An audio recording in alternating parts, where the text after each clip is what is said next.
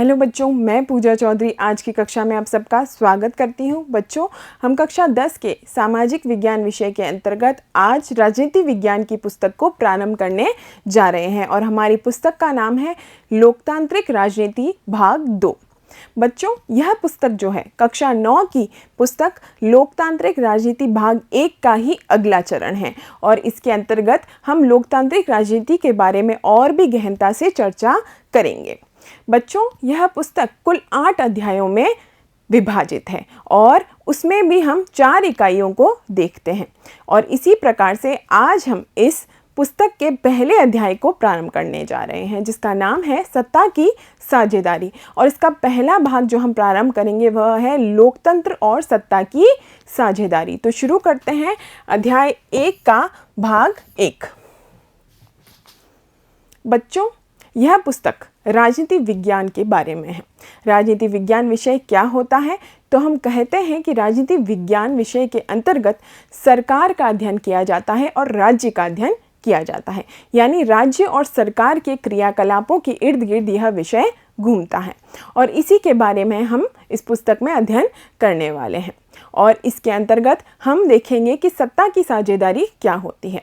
सत्ता की साझेदारी विभिन्न शासन व्यवस्थाओं में होती है और सत्ता की साझेदारी लोकतंत्र में और भी महत्वपूर्ण हो जाती है।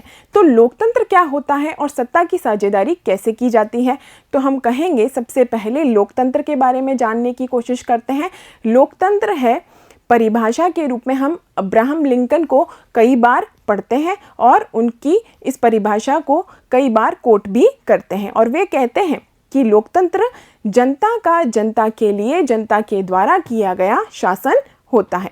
इसे अंग्रेजी में डेमोक्रेसी भी कहते हैं। तो इस प्रकार से लोकतंत्र में जनता की भागीदारी होती है। यदि हम बात करते हैं सत्ता की साझेदारी, जो कि हमारा पहला अध्याय है, तो इसमें हम कहते हैं कि लोकतंत्र के अंतर्गत सत्ता की साझेदारी और भी महत्वपूर्ण हो जाती है, क्योंकि जिन देशों में जैसे कि भारत में लोकतंत्र पाया जा रहा है और वहाँ पर बहुत सारी विविधताएं पाई जा रही हैं, चाहे वह धर्म के आधार पर हो, जाति के आधार पर हो या फिर भाषा के आधार पर, इन सभी देशों में यह जो विविधताएं पाई जा रही हैं, इतने सारे सामाजिक समूह पाए जाते हैं, इतने सारे जातीय समूह और समुदाय पाए जाते हैं, इन सब की विविधता को देखते हुए ये सभी समूह और समुदाय मांग करते हैं कि हमारे हितों के लिए, हमारे हितों पर नीतियों का निर्माण करने के लिए हमें भी सत्ता में साझीदार बनाया जाए, सत्ता में भागीदार बनाया जाए, जिससे कि हम अपने अधिकारों के लिए आवाज़ उठा सकें। तो इस प्रकार से सभी सामाजिक समूह, उस देश के सभी सामाजिक समुदाय जो है सत्ता में हिस्सेदारी, भागीदारी या साझेदारी की मांग करते हैं और उसी को हम इसमें जानने की कोशिश करेंगे, जिसमें कि हम देखेंगे कि जैसे भारत में इतनी सारी सामाजिक समूह और विविधताएं पाई जाती हैं, उसी तरीके से कुछ और देश भी हैं जहां पर सामाजिक रूप से विविधता पाई जाती है, जैसे कि बेल्जियम जो कि यूरोप महाद्वीप में है और श्रीलंका जो कि दक्षिण एशिया का एक देश है। यहाँ पर भी जातीय समुदाय पाए जाते हैं और सामाजिक समूह पाए जाते हैं और इन आधारों पर यहाँ पर विविधता देखने को मिलती है और यह विविध सामाजिक समूह जो है अपनी सरकार से सत्ता में साझेदारी की मांग करते हैं ताकि इनके हितों के लिए यह अपनी आवाज़ जो है सरकार तक पहुंचा सकें। तो इस प्रकार से सत्ता में साझेदार बनने की मांग इन देशों में की जाती है और कैसे यह सरकारें इन मांगों से निपटती है उसी के बारे में अध्ययन करेंगे। तो सबसे पहले हम जानते हैं सत्ता में साझेदार कैसे बना जाता है। तो सत्ता की साझेदारी का अर्थ है जब किसी शासन व्यवस्था में हर सामाजिक समूह और समुदाय की भागीदारी सरकार में होती है तो उसे सत्ता की साझेदारी कहते हैं। यानी कि कोई भी शासन व्यवस्था हो, चाहे वह लोकतंत्र हो, चाहे वह राजतंत्र हो, किसी भी शासन व्यवस्था में उस देश में रहने वाले प्रत्येक सामाजिक समूह और समुदाय को यदि सरकार में भागीदार बना दिया जाता है, सरकार में हिस्सेदार बना दिया जाता है, तो इसे ही सत्ता की साझेदारी कहा जाता है। इसके अंतर्गत भी हम कहेंगे कि सत्ता का साझेदार होना लोकतंत्र के लिए और भी महत्वपूर्ण है, क्योंकि लोकतंत्र में हम क्या कह रहे हैं, जनता जो है मुख्य होती है। जनता का, जनता के लिए, जनता के द्वारा किया गया शासन लोकतंत्र कहलाता है। इस कारण यहाँ पर इस शासन व्यवस्था में सत्ता की साझेदारी और भी महत्वपूर्ण हो जाती है। तो लोकतंत्र का मूल मंत्र हो जाता है सत्ता की साझेदारी, यानी जनता को सत्ता में साझेदार बनाना, यानी कि जनता के हित के लिए ही अब जो है सरकार कार्य करेगी, क्योंकि जनता भी खुद क्या है, सरकार में एक साझेदार है। हर लोकतंत्र में सत्ता की भागीदारी आवश्यक होती है, क्योंकि यह क्या है, यह लोकतंत्र है। इस कारण यहाँ पर सत्ता की भागीदारी और भी जरूरी हो जाती है। लोकतंत्र में या जनतंत्र में हर समुदाय, जाति और नागरिक का सरकार में हिस्सा होता है।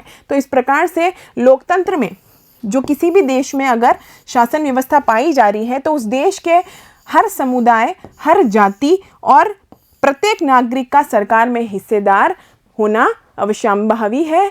सरकार में हिस्सेदार वह बन ही जाता है। सत्ता की साझेदारी लोकतंत्र में आवश्यक है, इसके भी दो तर्क हैं। कौन कौन से? तो लोकतंत्र में सत्ता की साझेदारी और भी आवश्यक है, क्योंकि हमने कहा कि जनता इसमें सबसे महत्वपूर्ण है। तो ऐसे कौन से दो तर्क हैं जो बताते हैं कि लोकतंत्र में सत्ता की साझेदारी और भी आवश्यक हो जाती है?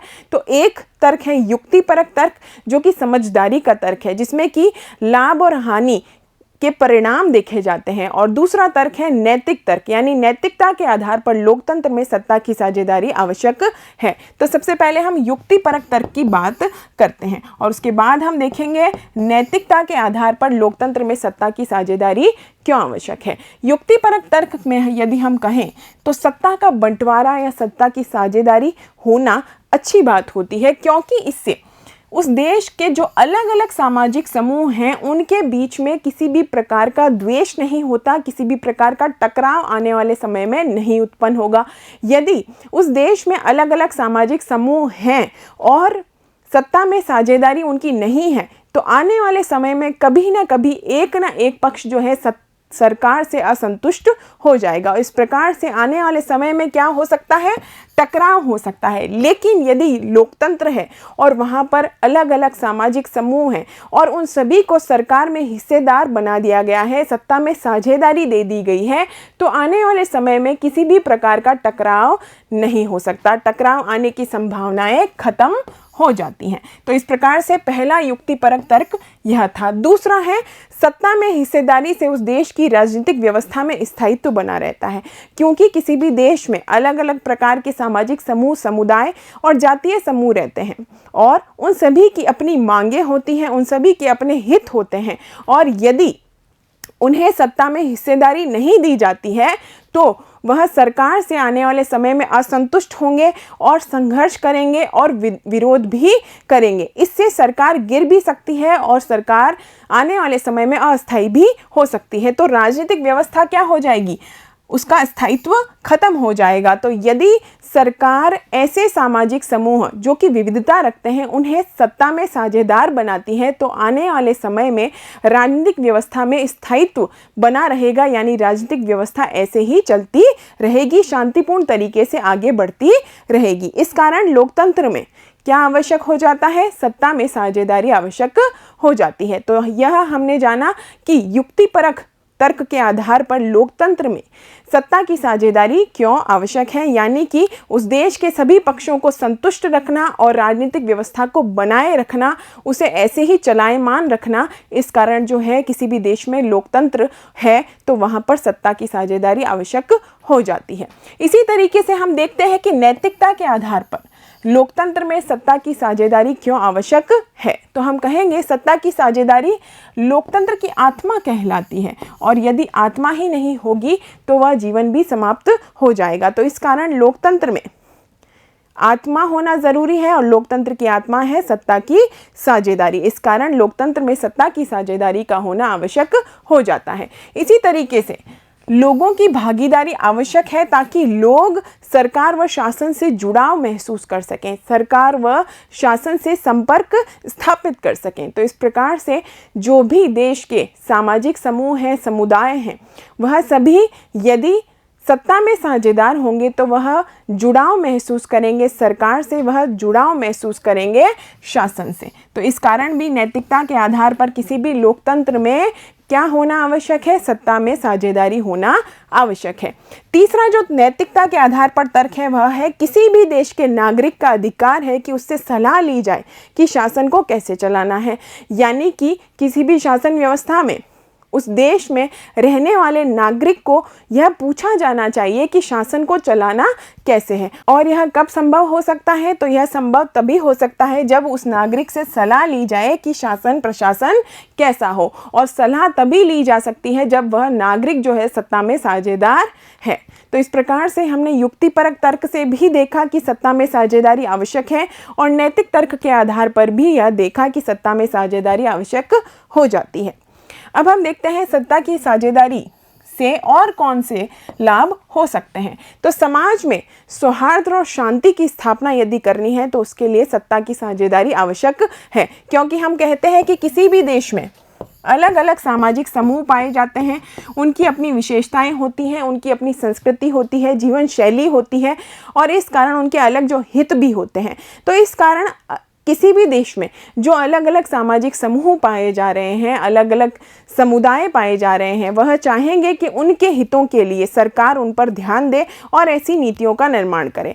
तो ऐसा यदि सत्ता में साझेदारी हो सकेगी तो सत्ता में साझेदारी के पश्चात ये अलग अलग सामाजिक समूह जो हैं अपने हितों की बात कर सकते हैं, और इन्हें यह जानकारी प्राप्त हो ही जाएगी कि अब सरकार जो है इनके हितों के लिए कार्य करेगी ही करेगी। तो इस कारण जो है उन्हें किसी भी प्रकार की अशांति या असंतुष्टि सरकार से नहीं रहेगी, और इससे समाज में सौहार्द और शांति हमेशा स्थापित रहेगी। इसके अलावा यदि किसी देश में अलग अलग सामाजिक समूह हैं और समुदाय हैं, कुछ सामाजिक समूह बहुसंख्यक हैं और कुछ उनमें से अल्पसंख्यक हैं, तो बहुसंख्यकों द्वारा भविष्य में कभी भी आतंक नहीं मचाया जाएगा, आतंक की संभावना का अंत हो जाएगा। किसी भी समाज में बहुसंख्यक के आतंक का खतरा बना रहता है, क्योंकि वह संख्या में ज़्यादा होते हैं। इस कारण हमेशा अल्पसंख्यकों को डर रहता है कि बहुसंख्यक जो हैं उन पर दबाव डालेंगे और उन्हें किसी न किसी तरीके से नुकसान भी पहुंचा सकते हैं। लेकिन यदि लोकतंत्र में सत्ता की साझेदारी होगी तो उससे अल्पसंख्यक समूहों को यह खतरा नहीं होगा कि बहुसंख्यक समूह जो है उन पर किसी भी प्रकार से उनको नुकसान पहुंचा सकता है। तो इस प्रकार से बहुसंख्यक के आतंक का खतरा बना जो रहता है वह समाप्त हो जाएगा यदि सत्ता में साझेदारी सभी की होगी।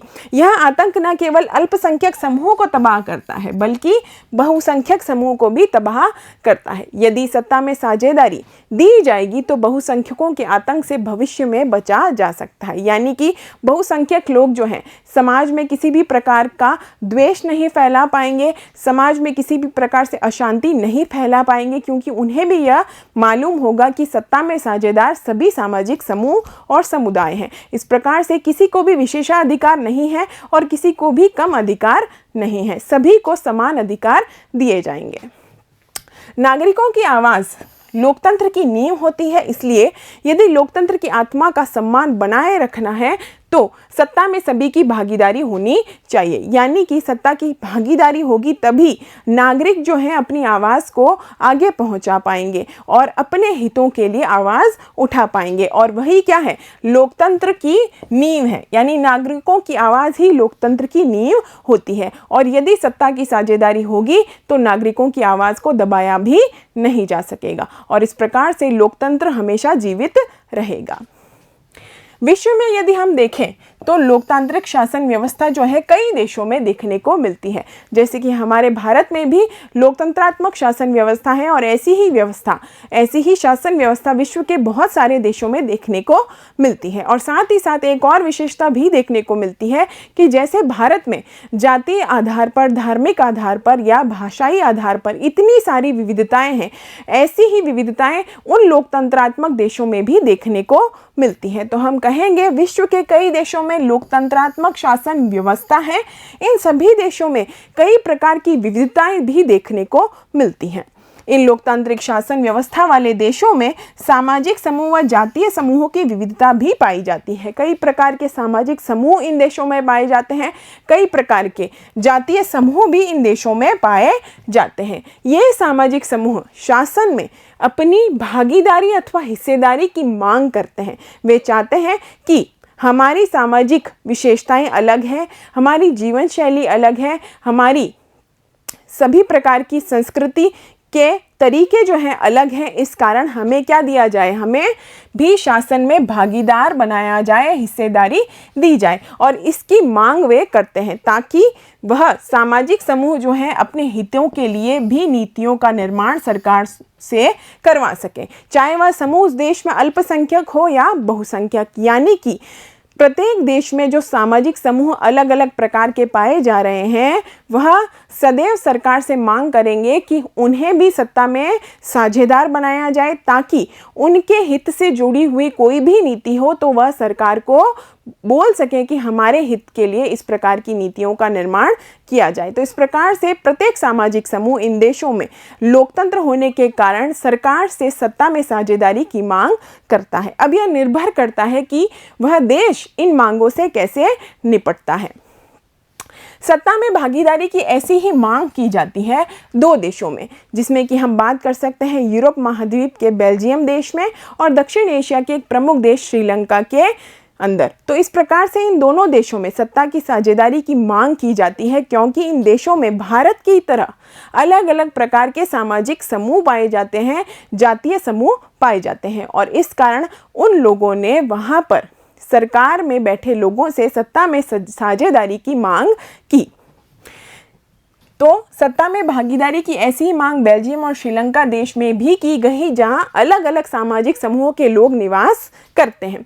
इन विभिन्न सामाजिक समूहों ने वहां की लोकतंत्रात्मक शासन व्यवस्था में अपनी हिस्सेदारी की मांग की, जिससे इन दोनों देशों ने अलग अलग तरीकों से निपटा था। यानी कि इन दोनों देशों ने इन मांगों से कैसे निपटा, इसके बारे में हम जानकारी प्राप्त करेंगे और तुलना के आधार पर देखेंगे कि कौन सा तरीका जो है अधिक सही था और कौन सा तरीका गलत था, जिसके आधार पर उन देशों में वैमनस्य बढ़ा या शांति स्थापित हुई। तो इस प्रकार से हम देखेंगे बेल्जियम और श्रीलंका की कहानी। तो बच्चों, इस भाग में हमने देखा लोकतंत्र क्या होता है, सत्ता की साझेदारी क्या होती है और यह किसी भी शासन व्यवस्था में क्यों आवश्यक है, और यह मांग इन सामाजिक समूहों के माध्यम से क्यों रखी जाती है और इसके क्या लाभ होते हैं। मिलते हैं सत्ता की साझेदारी के अगले भाग में, जिसमें कि हम बेल्जियम और श्रीलंका की कहानी पढ़ेंगे। मिलते हैं अगले भाग में। धन्यवाद।